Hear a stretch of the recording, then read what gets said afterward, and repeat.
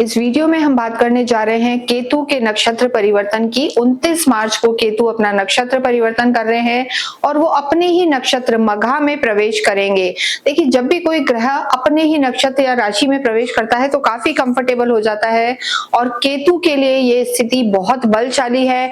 यहाँ पर जो केतु के प्रभाव आएंगे बहुत ही स्ट्रॉन्ग आएंगे और यहाँ बात कर रहे हैं हम कुंभ राशि के लिए। कुंभ राशि के लिए ये परिवर्तन बहुत ज्यादा लाभकारी रहने वाला है। जो स्थिति, क्योंकि देखिए केतु आपके लाभ भाव को देखेंगे, आपकी लगन को देखेंगे और तीसरे भाव को, यानी कहीं ना कहीं जो परेशानियां चल रही थी, काम अटक अटक के हो रहे थे, लाभ की स्थिति नहीं थी, पैसे का लेन देन प्रॉपर नहीं था और आपकी जो खुद की लगन है, आपकी जो खुद की सोच है और नेगेटिव था, तो उन सब चीजों में यहाँ कमी आएगी और स्थितियां बेहतर होगी। केतु आपके 7th हाउस में है जो आपके वैवाहिक जीवन का तो स्थान है, लेकिन साथ ही साथ ये आपके बिजनेस का, आपके डे टू डे की इनकम का भी स्थान है। और देखिए केतु यहाँ पर चल रहे हैं सिंह राशि में और मघा नक्षत्र में प्रवेश करेंगे, फिर 5 दिसंबर तक यहीं रहेंगे। पीछे आपने देखा है कि कितनी सारी उठापटक हुई है, स्पाउस के साथ दिक्कत हुई है, हेल्थ इश्यूज हुए हैं और कई लोगों को तो यहाँ पर बहुत ज्यादा सेटबैक लगे हैं। तो यहाँ पर कुंभ राशि के लिए हम कहेंगे कि आपको अपनी हेल्थ का तो यहाँ पर ध्यान रखना है, साथ में अपने स्पाउस के, अपने पार्टनर की हेल्थ का भी ध्यान रखना है। और राहु का, मंगल का आपकी लगन में, आप ही की राशि में होना, एग्रेशन बढ़ा हुआ है, तो एग्रेशन को आपको यहाँ पर कंट्रोल करना है। लेकिन देखिए जो स्थिति बनी हुई है कि जो मघा नक्षत्र है, इसका जो चिन्ह है वो राजगद्दी है, सिंहासन है। तो कुंभ राशि वाले ऐसा फील करेंगे धीरे धीरे, जब जैसे जैसे नक्षत्र आगे बढ़ेगा, कि आपको एक स्पेशल ट्रीटमेंट, वीआईपी ट्रीटमेंट, या आपका ऑरा स्ट्रांग होगा और धन धान्य से जो स्थिति बनी हुई है वो यहाँ पर आपकी लाभ की होगी। क्योंकि जो केतु है इस समय, आध्यात्मिक प्लैनेट तो केतु होते हैं, लेकिन आध्यात्मिक प्लैनेट का हम कहेंगे कि एक राज सिंहासन पर जाना योग और भोग का तालमेल रखेगा, तो स्थितियां बहुत बेहतर रहने वाली हैं। देखिए केतु, जैसा मैंने बताया, हेडलेस प्लैनेट होते हैं, उनका सिर नहीं होता, सिर्फ धड़ होता है, आंखें भी नहीं होती, फिर भी इनको दृष्टियां प्राप्त हैं क्योंकि केतु बहुत ज्यादा पावरफुल हैं, आध्यात्मिक हैं और कहा जाता है कि बिना आंखों के ये सब कुछ देख लेते हैं। यानी अगर आप ध्यान साधना करते हैं, दान पुण्य करते हैं, धार्मिक रहते हैं, तो केतु आपको जीवन में वो सब कुछ दे सकता है जो जो आपने जिंदगी में कभी भी सोचा हो। तो ये समय वैसा ही है कुंभ राशि के लिए। यहाँ हम बताते हैं, देखिए केतु की दृष्टि जैसे हमने बताई है 3 है, तो यहाँ पर आपका जो एक आलस, प्रोक्रेस्टिनेशन है वो हटेगा, ऑरा पॉजिटिव होगी और आपके काम त्रिकोण के हिस्से पूरी तरीके से एक तरीके से हम कहेंगे एक्टिव हैं। तीसरा भाव, 11वां भाव और 7वां भाव, डिजायर आपकी जितनी भी है वो पूरी होने का ये समय है, तो लाभप्रद समय है। यहाँ बात करें हम सबसे पहले आपके स्वास्थ्य की, तो देखिए स्वास्थ्य के लिए जब बात करते हैं तो यहाँ पर एक चीज तो हम जरूर कहेंगे, नींद का थोड़ा सा ध्यान रखें। नींद डिस्टर्ब हो सकती है क्योंकि माइंड बहुत हाईली एक्टिव है और जब केतु भी मघा में आ जाएंगे तो सोचेंगे तो सही, लेकिन पहले 18 मई से जब से केतु आए तो कहीं ना कहीं नेगेटिविटी थी, लेकिन मघा में जब केतु प्रवेश कर जाएंगे 29 तारीख को, तो कहीं ना कहीं पॉजिटिविटी आपकी बढ़ने वाली है, डिसीजन मेकिंग अच्छी होगी। लेकिन नींद का आपको ध्यान रखना है और ओवर थिंकिंग से आपको बच के चलना है, ये हम जरूर कहेंगे।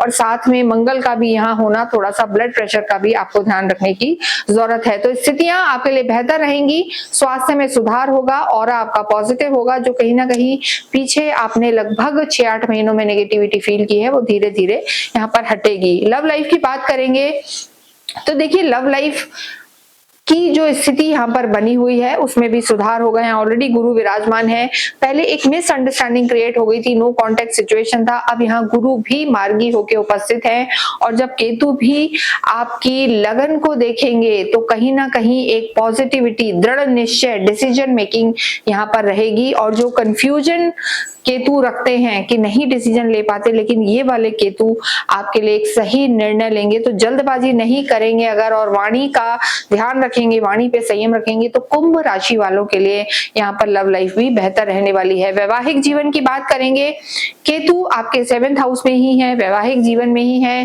देखिए, और केतु का यहाँ होना, जैसा हमने पहले भी कहा है कि कहीं ना कहीं स्पाउस से मिसअंडरस्टैंडिंग, स्पाउस की हेल्थ का आपको ध्यान रखना है।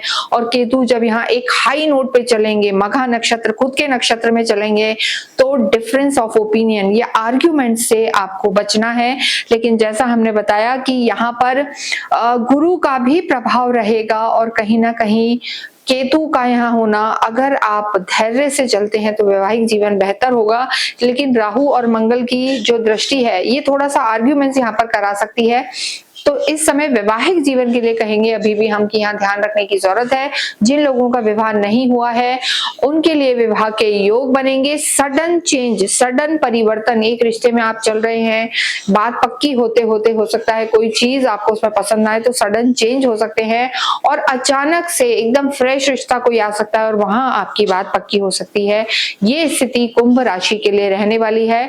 तो अगर क्रोध पर संयम रखते हैं, ओवर थिंकिंग से बचते हैं, वाणी पर कंट्रोल रखते हैं, तो वैवाहिक जीवन अच्छा रहने वाला है। कार्य क्षेत्र की स्थिति बहुत बेहतर है, काफी एक्टिव रहेंगे, नए नए आइडियाज आएंगे, ब्रेनस्टॉर्मिंग जिसे हम कहते हैं कि नए नए आइडियाज और उनका एग्जीक्यूशन होना, काफी क्रिएटिव रहेंगे। ट्रैवल्स रहेंगी, ट्रैवल करके कार्य अगर करते हैं तो आप अपने नेटिव प्लेस से दूर रह के कार्य करते हैं तो आपको लाभ हो सकता है। विदेशों में जाके काम करना चाहते हैं, हालांकि अभी स्थितियां बहुत अलग है, लेकिन आप अपने जन्म के स्थली से दूर रह के कहीं कार्य करते हैं तो लाभ हो सकता है। आप किसी ऐसे फील्ड से जुड़े हैं जहां पर divine energy, occult, counselling, consultancy, healing sciences से आप जुड़े हैं तो लाभ हो सकता है। इसके अतिरिक्त रिसर्च का कोई काम है जहां पे बहुत ज्यादा डीप एनालिसिस की जरूरत होती है, तो वहां भी आपको केतु बहुत बहुत लाभ करवा सकते हैं।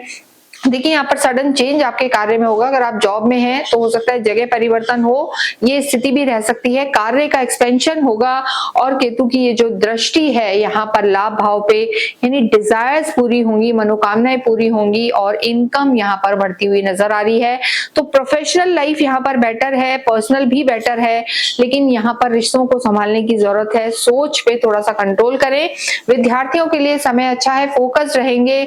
अगर सरकारी क्षेत्रों के किसी एग्जाम की तैयारी कर रहे हैं तो लाभ आपको हो सकता है। इसके साथ धार्मिक जगत की बात करें तो धार्मिक आप होते हैं, और मघा के केतु की दृष्टि आपके लगन पर रहेगी, तो इस समय आप काफी धार्मिक रहेंगे, काफी प्रैक्टिकल, इंटेलेक्ट आपका जागा रहेगा, आध्यात्मिक रहेंगे, धार्मिक यात्राएं होंगी।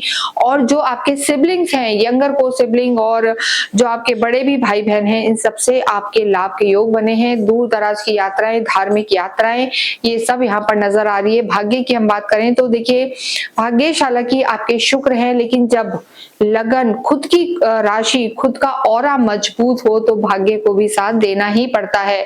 तो कर्म प्रधान रहेंगे और अच्छी सोच रहेगी और आध्यात्मिक रहेंगे, तो ये समय आपके लिए बहुत बहुत पावरफुल होगा और आपकी लाइफ में सडन पॉजिटिव चेंज लेकर आएगा। केतु जिस नक्षत्र में रहेंगे मघा, उनके स्वामी पितृ हैं, तो इनके परिणाम आपको अच्छे मिले, इसके लिए आप नित्य पितरों की पूजा करें, गीता का आप पाठ करें, और अगर हो पाए तो ओम केम केतवाय नमः का जाप करें। संध्या के समय तुलसा जी पर दिया करें, और इसके अतिरिक्त दक्षिण दिशा में संध्या के समय ही पितरों के निमित्त आप अवश्य एक दिया करें। अमावस्या के दिन, न्यू मून, जिस दिन चांद नहीं होता, उस दिन आप अवश्य ही असहाय लोगों को अन्न दान करें। इससे आपके सारे दुख और नेगेटिविटी दूर होगी। इसके साथ ही इस वीडियो को हम समाप्त करते हैं। कमेंट बॉक्स में आप अवश्य ही ओम केम केतवाय नमः लिखें।